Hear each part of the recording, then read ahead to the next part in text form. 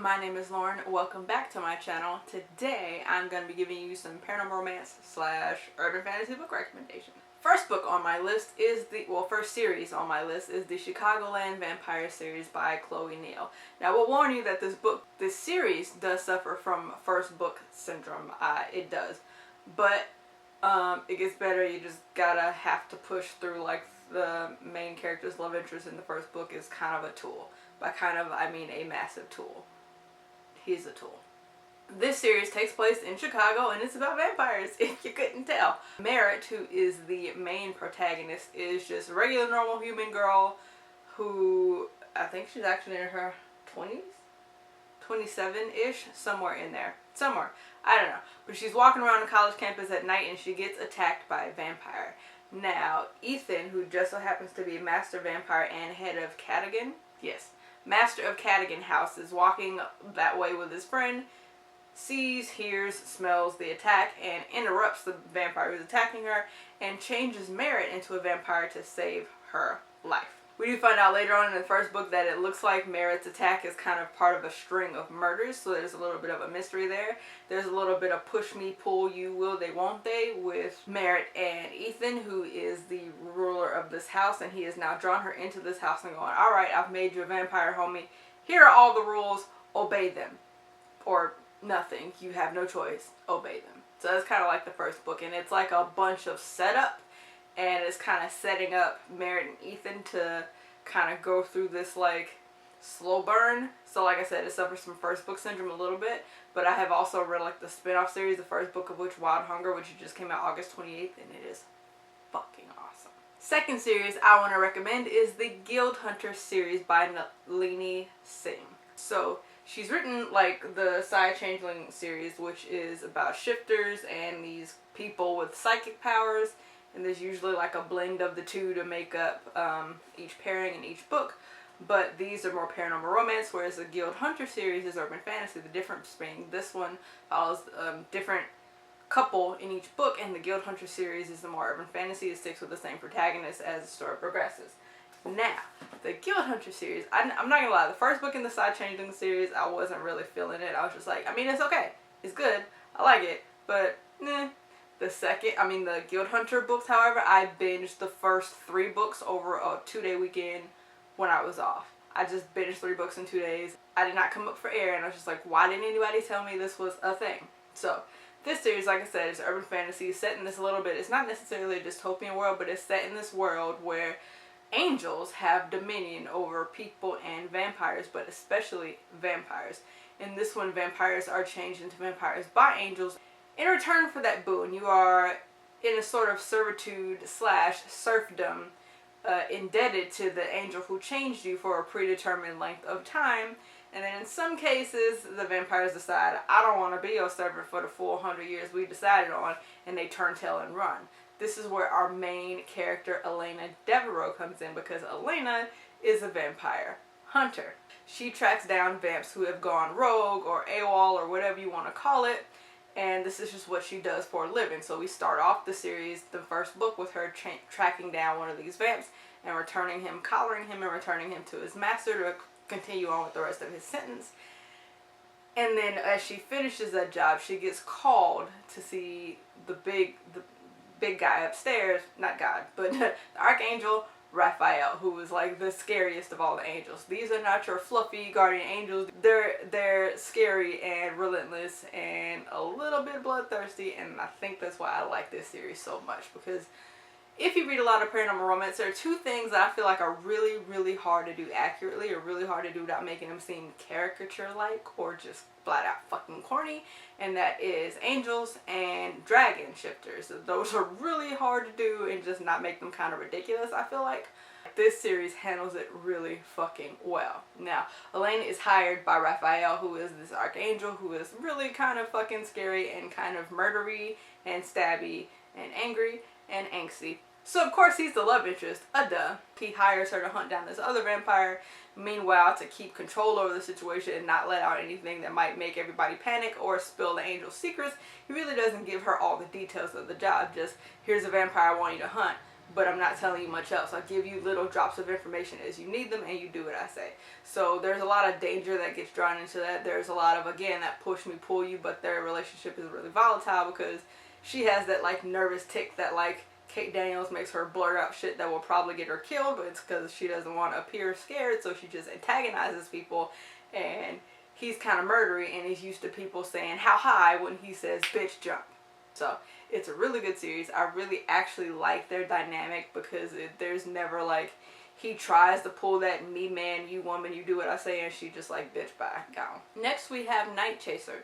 This is book 1 in the Endeavor series by Amanda Boucher, who wrote the Kingmaker Chronicles. Like, the first one I think was Promise of Fire. Those I didn't like all that much. They were kind of urban fantasy / fantasy romance that were set in an ancient Grecian setting, and they just were a smidge weird. This one was like a totally different damn book, and I loved it. This was another one I binged in one sitting and did not budge until I was done. This one is set in a futuristic kind of a sci-fi setting. This one, Captain Tess Bailey is on the run from this very, like, vicious and authoritative government along with her crew of ex-cons. They escape from the really high security prison they were being kept in, and instead of just kind of laying low, they take on this, like, Robin Hood persona where they go and take vaccines and food and medications and other stuff from the government to give to people they have screwed over or people who are just, like, in need. Now, above and beyond that, there are other reasons why this government is trying really hard, like, gunning for them, but those are spoilery and secrets, so I won't tell you. Now, Tess and her crew of ex-cons, kind of on the run from this government, get their ship damaged really badly, so they go to hold up somewhere, and Tess meets Shade Ganavan, who is a person she hired to fix her ship. As a side job, Shade is a bounty hunter. After he meets Tess, he is super enthralled by her, but just in case, because bitches be crazy, he runs a background check on her, and she pops up in his database of, you know, people that have bounties on their heads.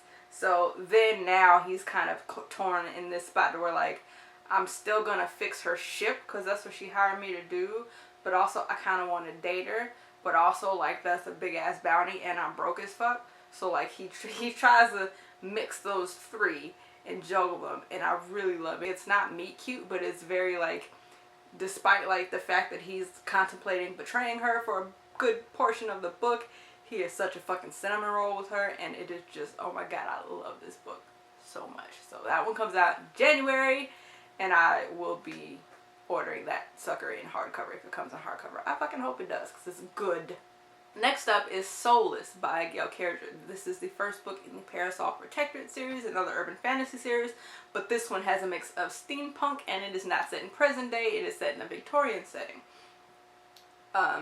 This one, the universe is a little different besides the steampunk historical setting that we seem to get in a lot of urban fantasies because of the paranormal creatures that live in it. In this one, it is the abundance of, like, artistic ability, of soul, of spirit that gives you, basically makes you predisposed, predetermined. It just makes you, like, more likely to survive a transition into one of these creatures more successfully. Whereas the main character, Alex Terabati, is a half Italian spinster who, in addition to being firmly on the shelf, has no soul whatsoever. So this gives her some pretty interesting interactions with those who have an overabundance of soul and are vampires or shifters or their minions. The book opens up in this set in this ball.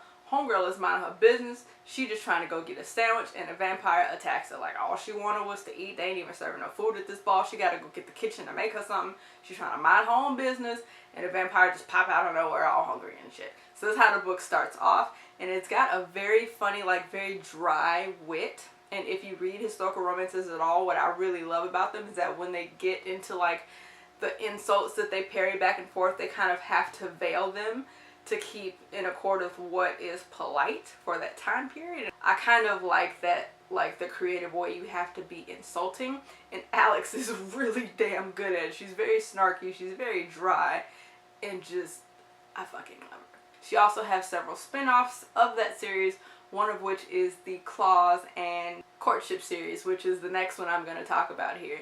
This one, we step away from Alex and her love interest. It's Claws and Courtship, and then there's another a paranormal spin-off series that just has individual couples in each one. And what I really like about these is they're very inclusive, very diverse, just very widespread type of characters. So there is gay couples, lesbian couples. In her writing, my god, like I said, her writing is so good. So the first book in the Claws and Courtship series is called How to Marry a Werewolf. This is a novella that I read and I really freaking enjoyed it. Faith, who is a human who lives in America, is kind of caught up in a bad situation and she is ruined by someone who just so happens to be a werewolf. In that time period, America is not like London, where the Parasol Protected series is set. America is very small-minded. They are not open to paranormals at all. It's kind of like they're getting ready to go into this Civil War kind of situation, but instead of like a color race thing, it is a species thing with, you know, the humans and the paranormals. So since her family's so small-minded and she's basically embarrassed them by ruining herself publicly because she was a member of the Ton and her family's fairly well off. I don't think it's called the Ton in America, but whatever the fuck. They send her ass on a dirigible across the pond. Since you like these motherfuckers so much, go live with them. Find you a husband and you stay over there and be miserable with these creatures and fuck off. Essentially is what her parents do. Her parents are not nice people, can you tell? She's just trying to mind her own business after that. Just kind of fit in, keep her head down, not let anybody find out over on this side of the pond that she's ruined. And she starts to kind of interact with Major Channing. Major Channing has no time for no damn Yanks, okay? None whatsoever. He ain't got no time for people like small-minded humans who don't like fucking paranormal creatures, and just damn Yanks in general, whether they're paranormal or not, are fucking crazy, and just he ain't got no time. He ain't bothered. Major Channing is also in the middle of an investigation, and he's looking for some of these people, whether they be human or paranormal, he's not sure yet. But while he's investigating what he's investigating, he's keeps fucking running across Faith. He doesn't want to like her. She's human and she's a Yankee, and they just keep bumping heads. It's also super cute. Again, not meat cute. We have a paranormal, like close to feral werewolf who is kind of thrown into close quarters with this human, and as some kind of interspecies dating go in these books, the paranormal creature kind of starts to, I don't necessarily like you, but you're tromping all over town like a damn baby doe, you clumsy fucker, stumbling into shit that's gonna get you killed, so let me take you under my wing and protect you even though I don't like you. I mean, maybe I don't like you. Maybe I was a little harsh. I mean, I kind of like you. Okay, I'm in love with you. Like, it just goes along that vein. Really, really, really love Gail Carriage's writing. Love it. And then lastly, for this particular video, we have the Other series by Anne Bishop. The first book being written and read, which we're actually reading this month for book club, and I'm happy because almost everybody loves it. Yes, because I fucking love the series. This was another one that when I started, I binged like the first 3. So The Others is unique in its setting in that in this one, it's not like the humans who were there first and then they discovered the existence of the werewolves and vampires and fae and what have you. In this one, the Others, being the paranormals, were there first. They were created first. Earth, everything just has a different name. Now that does get a little weird. If you're one of those people that don't like when they like rename shit, like spelling Africa with a K and pretending it's a whole nother place because the paranormals existed, like rewriting history kind of a thing, that might bug you a little bit, but it's not glaringly obvious. It just pops up every now and then and you just go, oh, that's kind of lazy. But at any rate, in this one, the Others are there first, and they're not afraid to let you know it. They are the indigenous ones. The humans, the food, the meat sacks came later. And if you do not follow the rules and toe the line, they will fucking eat you. Now, the main character, Meg Corbin, is kind of one of those in-between creatures that we're really not sure in the beginning what the hell she is, except that she is a blood prophet. She's a Cassandra saying. When you cut her skin and she bleeds, that triggers a prophecy, like a vision of the future. You kind of have to have a question in mind, and then she sees what's going to happen based on that. Now, because of this, she is more or less held captive in this facility with a bunch of other women of her kind. And while they tell society that it's for their own good, because the bloodletting and the prophecy site is kind of addictive, they tell society it's for their own good, so they just don't, you know, go slice themselves willy-nilly in order to see a vision and accidentally overdo it. Now, I will say, I didn't think about this the first time, but I did, like, think about this when I'm rereading it just now, that it does have some trigger warnings for, obviously for cutting, but I didn't realize, like, I never made that correlation between, like, cutting and what they're doing in this book. But is kind of the same thing when we talk about like when you should and shouldn't do it and for what reasons it's addictive and the pain associated with it and the kind of like emotional release associated with it and why certain people like they felt like didn't need to be left alone. So just warning for that, okay? But aside from that, Meg escapes from this facility and she finds her way into one of these towns that is owned by the others, and the others have set up this kind of like a retail shop area where they live and shop in order to closer interact with the humans, because the humans, though they're damn just monkeys, they're food, sometimes they're useful food and they create shit that they like, so they kind of try to better relations a little bit and kind of commingle, and these are set areas for that. And she finds her way into one of these little small towns, and that's where she meets like these particular groups of shifters, and there are crow shifters, wolves, bears, there are vampires. Like none of them are really quite how you think they're gonna. It's a little bit of a unique take on them, especially because the wolves are so wolf and dog-like. So there are some cute moments. There are some bloodthirsty moments. Like, be warned, there's some parts in this book that are kind of dark, but then it gets really light in other parts. So there's a like big, huge dichotomy there with that. But something about it is just so goddamn thoroughly enjoyable. Really like this series. But do be warned, there's trigger warning for cutting and associated feelings and things that go along with that. There are some kind of damn way I completely missed the first time I read this book. So, those are my 6 paranormal urban fantasy book recommendations. I know I've did this before, but I tried to make sure I picked a different series this time and not the same ones. And hopefully introduce you guys to some books you didn't hear of before, or if you did, you just weren't really all that interested in reading them, but maybe you might be, or if you were, maybe you moved them up your TBR. So, if you like this video, please give it a thumbs up. Don't forget to subscribe. I must be getting a migraine. I can't talk because I have not literally drank any of this wine except for a couple sips this time. Fine. At any rate, I will catch you guys later. Bye.